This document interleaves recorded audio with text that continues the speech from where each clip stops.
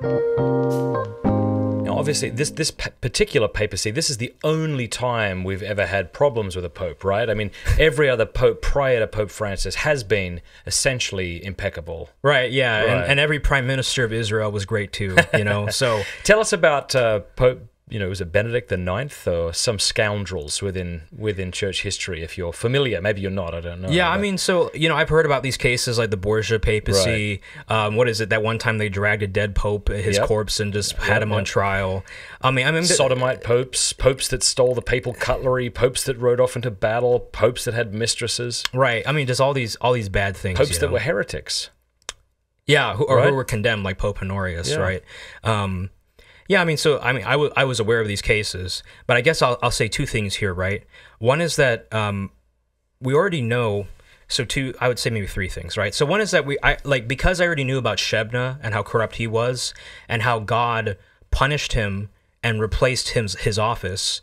I know that in the New Testament church, which we are in right now, that whenever the new prime minister makes a mistake or is corrupt, God will punish him and bring in a new guy, just as he did in the Old Testament. So I'm not too worried. And we may have a series of bad guys in the future. Right, right. And I mean, even the book of James talks about how teachers will be judged more harshly. And even Jesus, when he talks about, I think in Luke 12, the steward who is going to be given all of his property and all of his possessions and all of his sheep, or, you know, something like that, he'll be judged more harshly if he's not faithful. So I'm like, okay, you know, this pope is bad. Maybe this pope is bad, right? Not saying like this particular pontificate, but just in general, right? A pope, right? Yeah. He's going to get punished by God. And so that doesn't mean that he doesn't have a valid office or that he doesn't have real authority. And it was kind of funny because, you know, growing up, when I was politically liberal, my parents were always like, okay, Suan, I know that you don't like the current president or whatever, and you're protesting all the time, but he has a valid chair. He has a valid authority. And for me, in my mind, I was just like, no, you know, if he's morally bad, then I'm just going to dismiss his authority.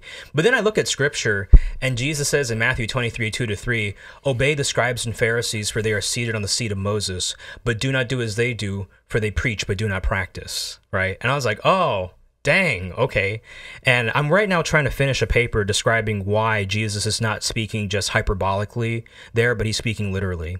But, let me see what else I was going to say. Oh, the last thing I was going to say too is that, you know, growing up in 2016, my family and we became American citizens. You know, so we've been living in America all this time, and we were finally deciding to become citizens.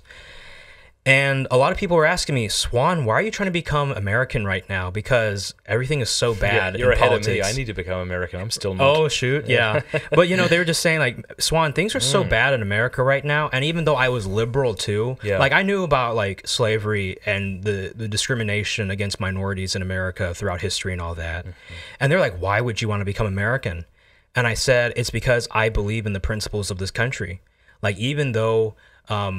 you know, things aren't good right now. I think back to what Martin Luther King said. He said, be true to what you said on paper, right? And that's the kind of patriotic kind of protest that I think I was trying to embody, right? This kind of be true to what you said on paper, be true to what you believe in, right? And so it was easy for me to become American because I love this country and I love the principles it stands for. When I became Catholic and people were saying, but why do you want to become Catholic with all the scandals and the bad popes and the bad history? I'm like, well... it's because I believe in the principles of the church. I believe in its theology. I believe that it was founded by Christ. And so just as it was easy for me to become American, it was also easy for me to become Catholic, despite all the things that have happened. Yeah.